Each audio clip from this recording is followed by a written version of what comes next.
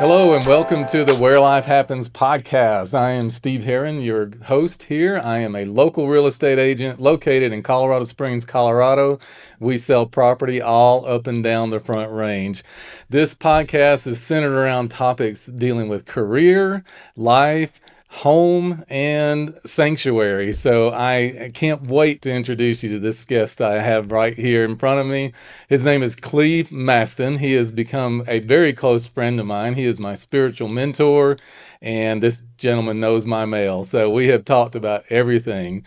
And so, Cleve, welcome to the podcast. Thank you so much. Hate to be so formal, but we got to set it up and act somewhat professional. So yeah, I think we said earlier this isn't over barbecue or Right. coffee, so we're missing the coffee and the food. So, Yeah. but we've got our water, and I'm just going to let you run with it, man. So I want people to know who you are because you have been such a benefit to my life, and you make me feel so comfortable, and I don't have to harbor things and wear things just on my shoulders. And we're supposed to share one another's burdens, and I love that aspect about you. I want to ask you about your career path, and we're going to get to the part where how you ended up in Colorado Springs. But Yeah. tell me, what is your day job and how you help others? What is that like? So I own a recruiting company and I focus on consumer packaged goods. And many years ago, I started at Mattel and ran channel marketing, and Nice. then went over as a Christian missionary to the Philippines. We moved back after that great risk, and I had to reinvent myself and started recruiting and was given the Wine Valley, the Napa Wine Valley. Oh, there could be worse places. Yes, absolutely. So every day I'd get in my car and drive to the Wine Valley, meet with wineries, and built a recruiting business there and had a few other companies. And Got it. that turned into picking up a major client that let me go off on my own. And Yeah. now 20 some years later, I've built a little corporation that's been a real blessing and given me the flexibility to do some of the other things I'm passionate about in my life. But Yeah. Got it. really tried to focus on, what you said at the end of your intro, which is really focusing on building a sanctuary in my life. And that goes everywhere from where I live to how I live and the atmosphere I can kind of create around myself. Right. So And what is the name of your company? it's called CPG Resources Incorporated. Okay. And it's a lot of fun. I like Yeah. people. Yeah. Well, 20 plus years, that is no small feat, it sounds like. So you've Yeah. definitely proved yourself. You're very steadfast. I know you have prepared and protected and provided for your family very well over the years. You have a wonderful relationship with your wife. I felt it the moment I came into your home when you invited me over for a talk, and the home just radiated peace. And I thought that was just amazing. So I can't help but think that when you're recruiting and you're interviewing a candidate, that you're looking a little deeper inside them. You want to know more about them. You care about them Yeah. personally, do you not? Yeah, I would say 80% of recruiters do a robotic kind of interview where they Very ask, systemic. very systemic type of questioning. I tend to want to get a conversation going as quick as possible because you get more when people are disarmed and they can just relax and be. Right. And so, I think that's probably the feedback I get over and over again, and probably the feedback I get on what I do else in my life, which is I also pastor. Right. And, I think guys know that they're safe with me. I think they know I have a vault. Yeah. Right? Right. Place that, you tell me something, it stays between you, me, and God, and nobody else. In fact, Right. I was just thinking about that all day today, building that kind of safety spot for guys, right? Right. So you're definitely a soft place to land, and I definitely felt comfortable with you, Yeah. and it was easy to be vulnerable and transparent with you. That's something you do very well. That's your pastoral heart. Mm-hmm. Well, That's true. let's talk a little bit more. We have a purpose here. I want to provide a platform. You know my strengths. I am a facilitator and a connector and a promoter. And you were one of the first ones that came to my mind that I would love to share with the world.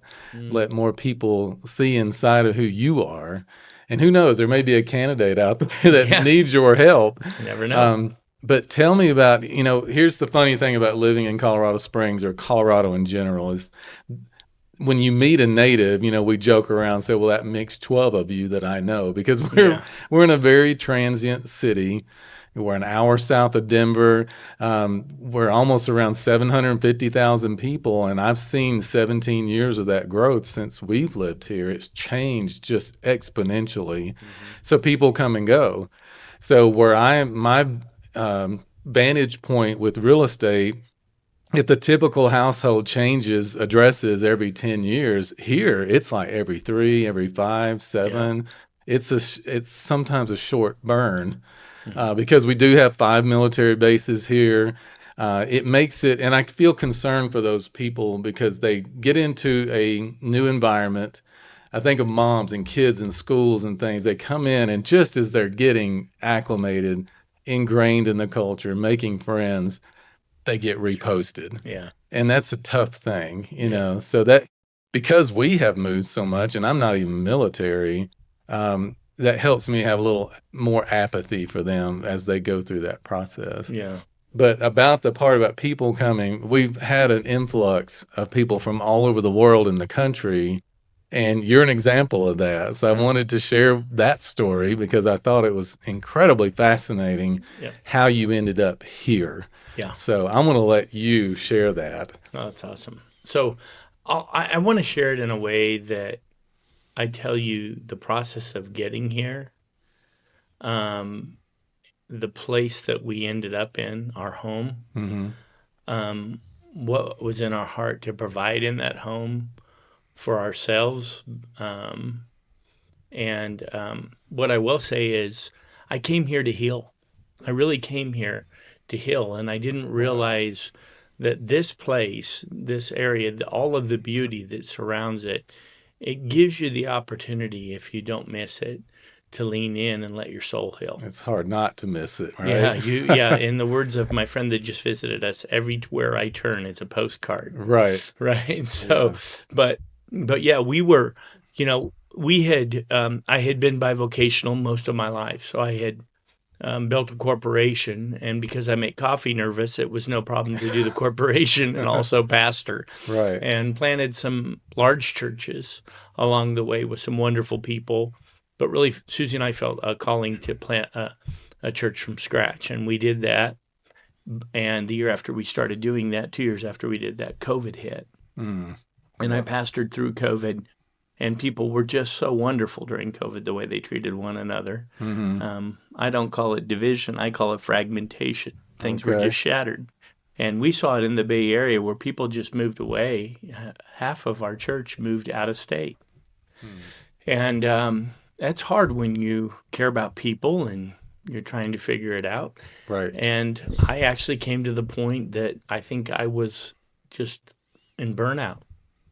Okay. And in that burnout, I privately was saying to God, God, do you love me enough to give me time to rest and give me a place to heal? And I went to bed one night at 1:30 in the morning, and I said, God, I need you to talk to me, but I need you to talk to my wife, because I know if she doesn't feel aligned with me, this will just not go so hot. Doesn't right? work as well, right? No, it doesn't. We got to have that happy life, right? Right. Now I say to her, happy wife, happy life, and she says to me, no, honey, happy spouse, happy house. So she reciprocates. So I'm Works pretty both blessed. ways. Yeah. I'm pretty blessed. But yeah, we went to bed that night. Woke up the next morning, and we were sitting on the couch after I prayed that prayer.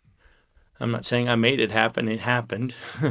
And she said, I had the most vivid dream last night. And she said, in that dream, I said, tell me the dream. She says, in the dream, I was driving on this road, and I came up to this large red rock. So you can already see where this is going. I can. and so she said, I came to this large red rock, and I realized that if I tried to go back, I was just going to slide down this very steep grade, and there was this blind turn around the rock, and I knew I had to take that blind turn like a step of faith, right? And so she said, in the dream, I took the blind turn. As soon as I came around the turn, there was this really wide, kind of reddish reddish pink asphalt road. She said it was very unique, very unusual. And she said, and I was driving up through this beautiful pine forest. There was a mountain in front of me. And I came to the end of what would be the normal road, and I turned right, and there was a home on the left. And I went inside the home, and there was a green velvet chair. And I sat down in that green velvet chair, and I looked over, and there was a book, and I started opening up, and it was my life. And a voice came to her in the dream and said, "You want to see where you're at?" And she said, I stood up and looked, and there was mountains and beauty and snow and waterfalls. And she said, and I took a deep breath and says, finally, I can breathe here. Huh. And she said it was really profound. I'm probably missing a lot of the dream. But that's a lot. Oh, it's that a is lot. so vivid. I mean, the details. It was. Most people wake up from a night of dreaming like it was weird. I remember pieces, Yeah. but not that much clarity. Yeah, and she said to me, I felt like I was in Colorado. Now, we're living in the Bay Area in California. I'm a farm kid from Illinois that ended up, when I was 15, moving to the Bay Area. Yeah. Met my wife there, and we built a life there. And she said, but I was pretty sure I was in Colorado. And at the time, my daughter had recently committed to do a master's program at University of Denver and took a grandbaby with her there and a son-in-law. And so she thought, well, this isn't so terrible. So she would visit occasionally, and I would visit occasionally. And so I visited one time, and my son said, hey, Dad, he was getting ready to commit to colleges, had a great GPA, ready to go anywhere he wanted. He said, hey, I scheduled a tour at University of Denver. I said, what? He didn't even tell me. So we do the tour, and he falls in love with the university, and he says, I'm going to commit. And at that point, the dream, the visit, the daughter, right, everything felt like it was pushing us in a direction, right? And we took a drive. Micah and I did, looking at houses, and we looked in Parker, and we looked towards what's that town past Castle Rock, further west into the mountain, Salida. Oh, yeah, there. We even looked in Salida. Wow. Okay. And we were driving, and we came down past Larkspur and turned into that Larkspur loop and went down through Palmer Lake, and we came out of Palmer Lake, and my son turns to me, he goes, Dad, when I think of you and I think of Colorado, this is what I think of. More confirmation. And yeah, and so we're driving down that road, and I remember looking off to the right and saying to myself, now that's the neighborhood I think I would like to live in. It was kind of at the foot of Mount Herron. Right. It was coming in from that side. I know it well. Yeah. And I was like, wow, that's beautiful. That'd be a great place. And that was kind of, I'll just say this. I had a picture in my mind's eye of where I would want to live. And I think sometimes it's important when we're looking for the place we're going to build a sanctuary in life, the house we buy, and even the way we build our life, is to not compromise what we see in our mind's eye, because God's probably planted that vision, right? And so I was like, this is so interesting. Well, we had a friend refer a person to us to show us the houses. I wish I had known you then. I would have used you. But they took us up, and I said, I want you to schedule 7 houses. I knew Susie was coming out a week later to visit my daughter, and so she scheduled 7 houses. But when I saw the 7 houses, there was one that stood out to me, no doubt about it, that I happened to live in. Right. But when that happened, I scheduled them, and I scheduled that house first. And I didn't know that I was doing it. I just did it. Susie drove down from Denver, and she told me when she was leaving. About 45 minutes later, I get a call, and she's on the phone, and she's crying. I'm crying her eyes out, crying. And I said, what is going on? And she said, I'm going up this road, Mount Herron Road, and I'm in the middle of this pine forest, and I'm pulled off to the side of the road. And she said, honey, this is the road I was on in my dream. Unreal. It was amazing. It was just, I mean, this is not like my everyday life, but this was awesome. And I said, keep driving. Let's go see what the house is like. And so she ended up going up, turning right, left into the house, walked inside, and she FaceTimes me and she's like, look at it. And it Right. was just what she wanted. Right. It was the most expensive house we were going to look at On the that list. day. Yeah. Okay. And so she said, but it's the most expensive house you have on the list. And I said, well, just go look at the other houses and let me know. So she goes and looks at all the other houses, and most of them were a quick no way, Right. or oh my gosh, it doesn't look like it did in the pictures. I'm sure you That does completely happen. understand Yeah. what I'm saying about. There's a few that were like lipstick on a pig, Uh-huh. and she gets down to this lovely house down in kind of the Rock Rimmon area in the Oh yeah. Yeah. Springs. And it's a lovely house. It was a solid number 2. And she goes down into the basement and she's talking to me about the first house, saying how lovely that house is. While she's in this other one. Yeah. And The she's other- like, this would be fine too, but it feels a little bit south.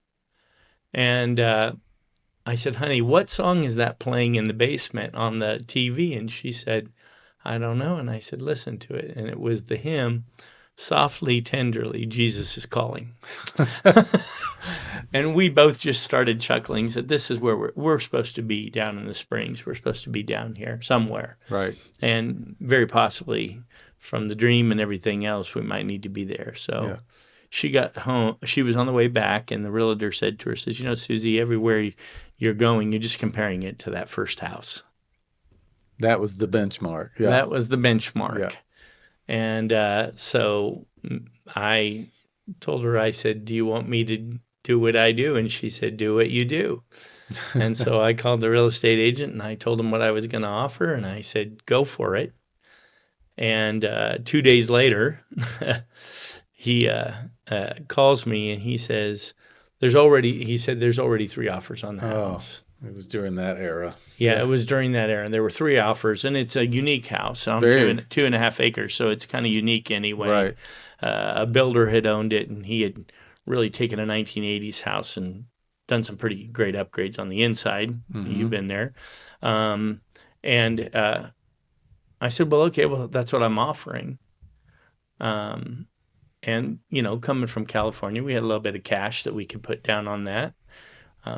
And so that was advantageous, but I think probably there were 2 other Californians in the list too, Exactly.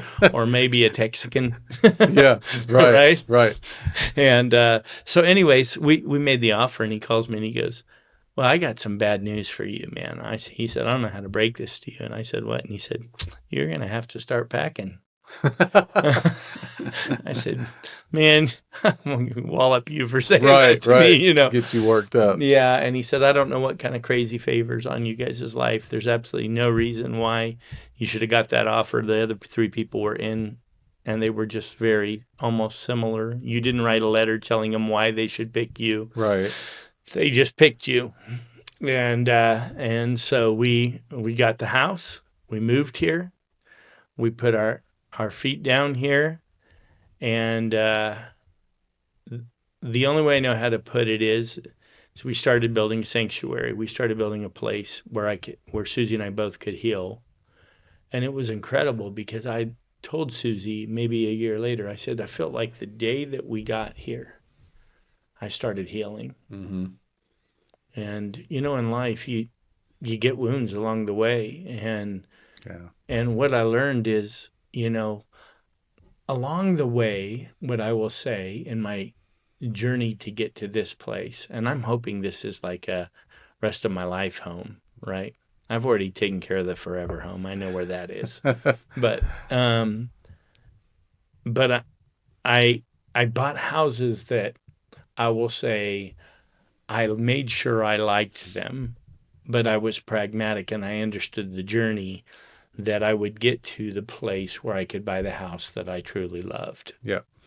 And so I bought houses that I could buy at the right points. And also probably one of the things I learned very quickly was you may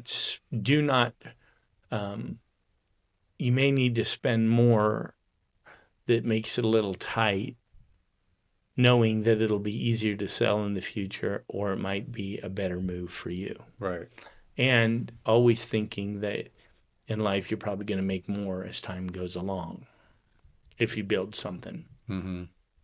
And so we took risks, and those risks paid off. I mean, between you and I, the house that I bought in California, we bought it at a time that didn't make sense. Mm-hmm. And when I moved away, we made $700,000 on that house. So it was worth it. Right. And to you take weren't a alone, risk. No, because we had an influx of that. people coming to this city Yeah, just because they wanted they had a different dream, just like you did. yeah, And it's yeah. fun to watch how you said you started healing on day one.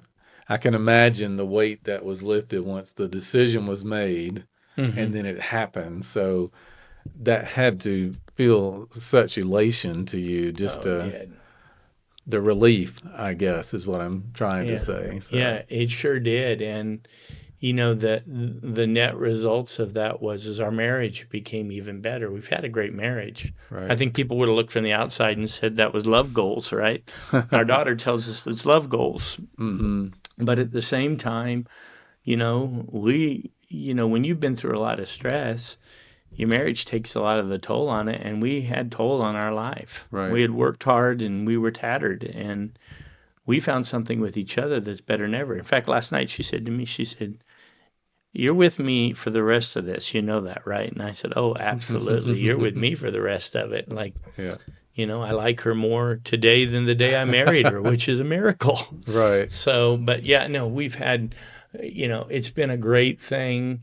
It's been like an amazing journey coming to Colorado Springs for us. We could have went a lot of places. We looked at Nashville. Yeah. You had options. Yeah, we didn't look at Boise. No one was no one was telling you where to go. Yeah, which no. For a lot of people that's the case. Yeah. We got here that way. It was a job move. Yeah. And here with the military, they come and go. Yeah. So it had to feel so great to have options. It did. And then you had the guidance of this dream, which not everyone can say that. No, it's and then you had agreement. Yeah. So those are big talking points right there that you were both bought in. Yeah. I will tell you one other part of that story because it's interesting. That morning when she told me that dream, I was emotional from that dream. Uh-huh. And my phone was sitting on the counter like this. Right. And I said, "Man, I want to talk to my dad and tell him what's going on. I just feel like I need to talk to my dad." And I said, "Honey, I feel like I need to talk to my dad." And the story there is that, I love my dad, but, I wanted more fellowship than I had with him because his relationship with God was, different than mine. And I always wanted that fellowship. And I felt like that was one place I could never get to. So I wanted some solid advice. Yeah. Right? Honor your father. I wanted that so bad.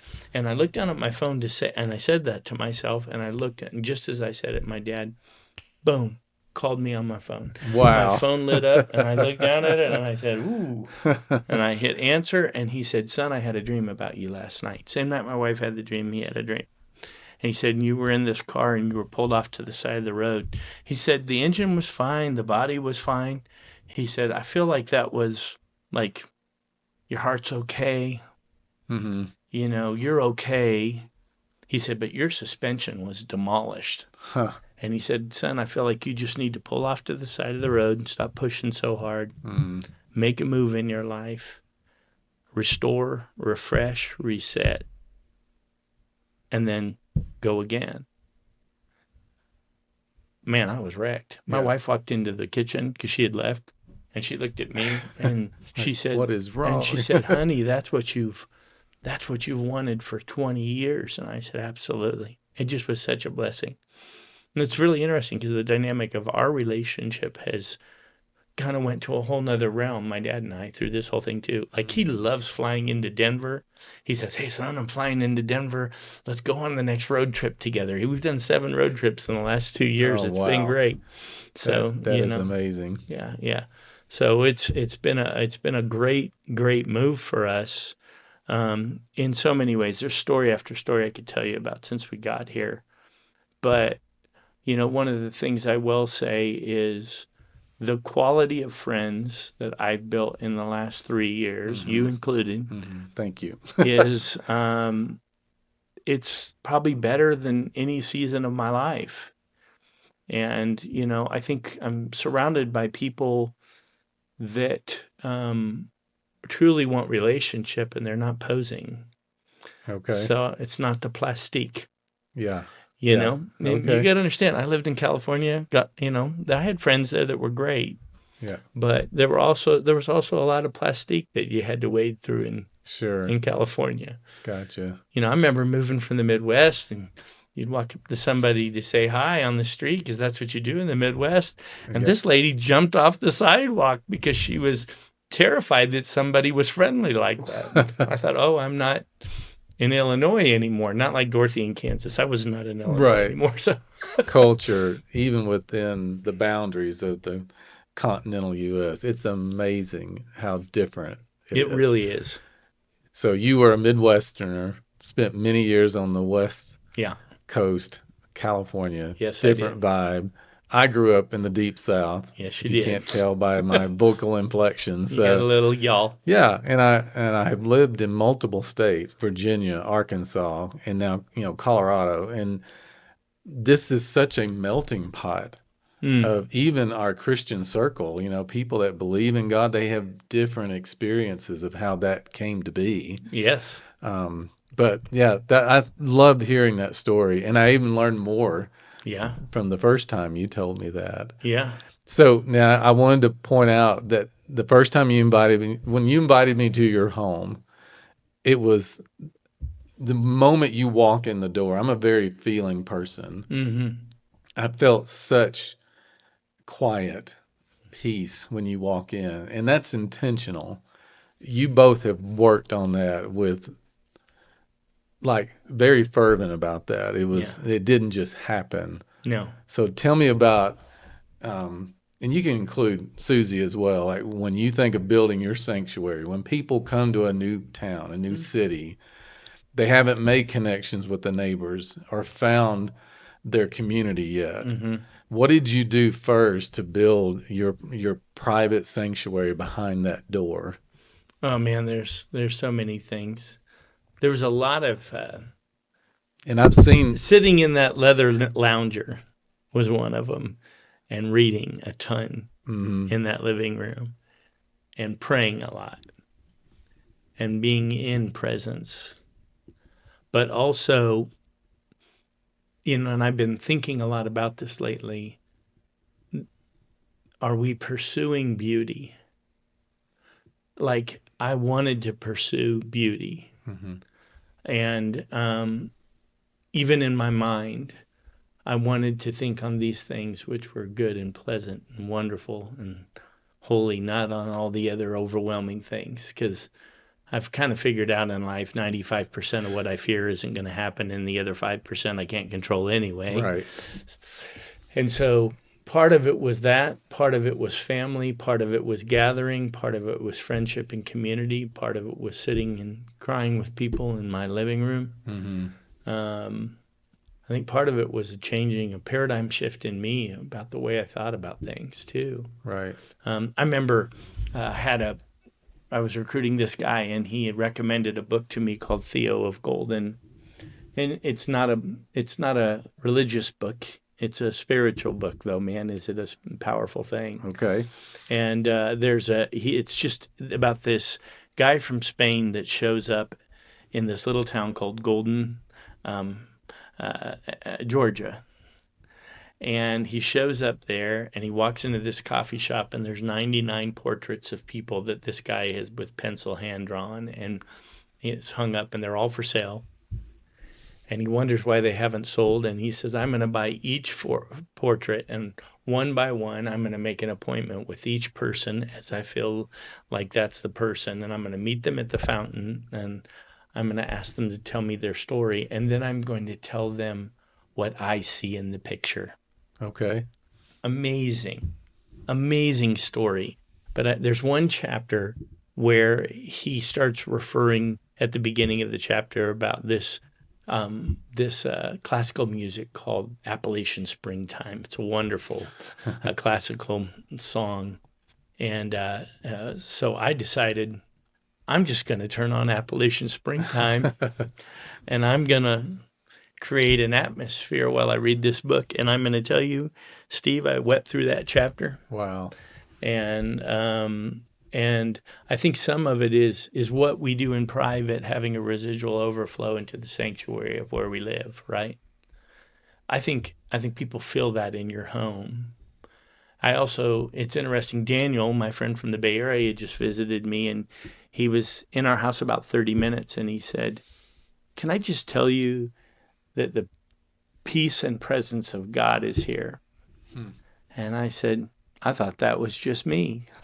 I thought that was just me that thought that. He said, "No, man." He said, "There is something about your home that feels like it's your place to get away." Right. And to recharge. And, I've also had to guard my sanctuary. Mm-hmm. There's certain things you don't let into a sanctuary. Oh, certainly. Yeah. So tell me, what do you do as far as sights, sounds, smells, food?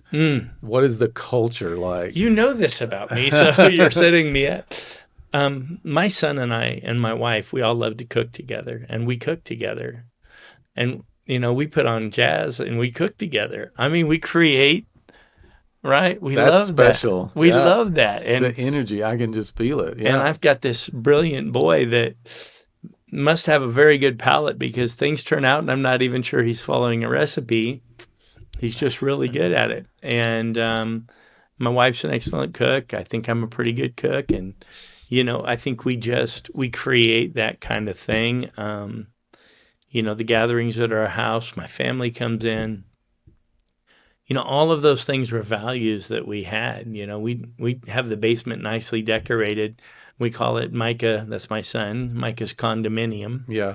But we have a nice guest room down there, and we have a nice guest room upstairs, and it's a place for people to come and kind of have a retreat. Somebody warned me about that moving to Colorado Springs.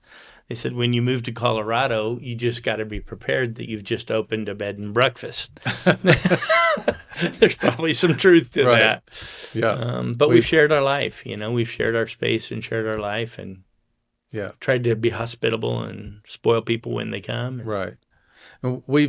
We are as well. We practice that. Yeah. But not at that level. We try really hard to make our house very open and welcoming, especially when family is coming. They know they have a place to stay. If we have to pile people on the floor or whatever, kids on couches, whatever, it creates some very special times. Yeah. It was hard. It was a quick yes to get out here for us. But after we did it, I realized we took all the grandchildren away from my in-laws. So. But that opened the door for so many memories of travel and vacations. Yeah. They would come to visit, and we just had the best time. Home is, and my wife is the best at saying this. She reminds me all the time, it doesn't matter where we are. Home is you and I. Exactly. It's where we are. Yeah. And I love that. Obviously, in my career, I show a lot of homes. I'm in a lot of vacant homes that can feel cold and stark. Everything's gone. The fingerprint of the prior owners is gone. But then you go to a home that's perfectly staged, just like right out of a magazine. It's a model perfection. Yep. Sometimes those can feel empty to me. Yeah. Because while the aesthetics and the things you put in it matter, they can also be, like you said, lipstick on a pig. Yeah, exactly. It's just the covering. Yeah. I'm sure with what you do, it's amazing when you see someone walk into a home and you see their eyes and you see their soul and you see them painting a picture about what they're going to create there. Right. What they're, what kind of they're looking at this palette and it fits their vision. Yeah. And you're like, oh, this is where we're going to put family and gathering and relationship and all those things. And That's the part of my job that's enjoyable. I Yes. watch for the reaction, Yeah. and I can usually pick up in about 60 seconds whether Mm. they're into it or not. Yep. Um, and we have moved so many times in each place after just a short time because we're there, the kids are there, our things are there, the things that comfort, creature comforts Yes. that you have to have around you when you lay your head on your pillow at night and you can relax. Um, that it happens very fast for us. I look back on several addresses and just think back to just wonderful memories. Mm. Unfortunately, not everyone has that experience. You and I have been very fortunate Yes, we have. to raise our families, to be together and do so many things and have so many different environments.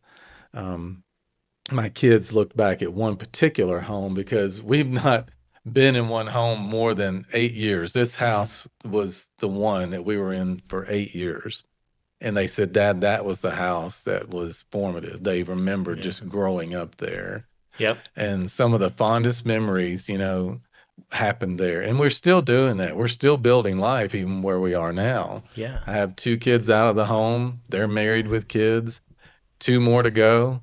And now we're a different dynamic. It's just the four of us. Yeah. And I remember going through that as a kid. I'm one of five children. And we had that period that I can barely remember when I was very young, when all five kids were under one roof. And then as they started to grow up and move off, and it got down to me and my younger brother, and it was just me, him, and mom and dad. We Yeah. went fishing together, camping together, road trips, see the grandparents, all those kinds of things. And that was an era that I cherished, that was different chapters of very, very long story. But my parents, they were from a different era. They were in that one address for 47 years. Yeah. So it was hard to hand that off to someone else. Yeah. The house I grew up in was a little farmhouse in Illinois in three generations. Hmm. Three generations. And to this day, when I go back, 'cause we still have the family farm there, I rarely go back and don't drive out. It's not even our property anymore, but Right. I rarely don't drive out past that old Yep. farmhouse because there's something in that foundation, you know? Yeah. And it's interesting because even when Susie and I first got married, we moved into this little apartment. I remember it, 1038 3rd Street in Novato, California. And we moved in there on the second floor, lived above Aisha, this very animated Syrian woman. She was an incredible lady and an unbelievable cook. And we had a couch. We moved in with a couch and I think a bed. And Yeah. that was about it. And I'm not sure we had a frame, Yeah. but we were young and we were just getting started. And we look back at that, and those were some of the best days. You wouldn't trade it for anything. Wouldn't trade it for anything. Right. And yet at the same time, we can sit where we are today and say, wow, look, God, look at how you've built something. And we've also said to ourselves, what are we painting with our life? Right. Yeah. Yeah. It's been very, very, very important, very amazing in this last time in Right. our life. So I'm a very feeling person. Yeah. And so to be in a somewhat competitive industry, Oh, yeah. You are in a competitive industry. but to mesh that in with being a firm negotiator, trying to find what they want and get what they need, and then still have empathy and feeling. I walk into a home, and I get this especially a simple brick ranch style home built in the 50s. Okay. And I'll walk in those doors and I think, who was the young mom that got to first open that door Yeah. and raise her family there? Yeah. In 1950, whatever, for What was our $4,400. Yeah, unreal, right? Yeah. And I always do that. I look around and think about the appliances they chose. How did they arrange the furniture? What did they play in the backyard? Yeah. The kids running up and down the street. I have such a vivid imagination like that, and I love it. Yeah. I like imagining what it was like for how many people have lived Yeah. under that roof. Yeah. And so I was working with a gentleman recently, And he was a little concerned, and I get this question more than once. What happened in this home? And I don't know the whole story, but Sure. just like they want to know, like they're wondering what was it like. And I said, you got to remember, this will become what you make it when you bring in your style, your furnishings, your food, your culture, the music, the shows you watch, everything, how you entertain. Yeah. That's what transforms that space. And so we've had a lot of fun in our 21 addresses and 28 years of marriage, of creating home in so many environments. It's And funny. I'm not afraid of change, Yeah. Yeah. It's interesting you say that because I remember in the would have been just early 2000s. My wife and I bought this house, and it was an old neighborhood from the late 50s, kind of like you're describing. And they had all been teachers and an old Italian community. Mm-hmm. And when we looked at the house we ended up buying, Kitty Corner was the high school music teacher's house. But what hit me about the neighborhood was every one of the backyards had a gate to the neighbor's backyard. Yeah. And they That would play tells you cards. something, And I right? thought that was the coolest thing. Yeah. And that, if you want to know, that was probably the biggest selling point on the house Right. when we bought it. Right. So, So I do want to get, yeah. you and I are in the same age bracket, Yes. but I do want to get some fatherly advice from you. You've lived a bit, you've raised a family, you've lived around the country. If you were sitting in front of a young couple just starting out in life, tell me maybe two things you want them absolutely to know. What's on your heart that you would share with someone starting out like that? If you will make one another a sanctuary and not let others into that and remain buddies and best friends, Right. you will make it. Number one. Okay. With some really big moments where you'll need God along the way. Yeah. Right. But I would say the other thing is dream. You are creative. You have the ability to create. It's in you. Dream about what the two of you are building together. That's like so huge. And, probably the third one for me, I've done this ever since I was in my 20s, is include people older than you into your life. Mm-hmm. Do not become an island in your generation or an island in your age group, because Right. when you have those resources and other people, you'll see half of your friends are going to get divorced. So, you're going to have a resource of that older person that you can go to and tell exactly what you're going through. And they can tell you about the disagreements and the struggles that they had along the way, and they can help you in those critical moments. It's like really huge. Right. And I want to be that for others. me too. Definitely want to be that for 100%. my 4 children and their families. Yeah. And I work with a lot of young professionals, and I want them to, I want to give them something, a little bit of wisdom. And you are just brimming over with that. So I appreciate your friendship so much. There's so much more we could talk about. Yep. We do have to wrap this up. And I thank you so much for being here. It was such a quick yes. Yeah. And that blessed me so much. So Cleve, thank you so much for being here. Thank you. And I know we're going to talk more. Yeah. But thank you again for being right here with us. Yes, you bet. My pleasure. Awesome.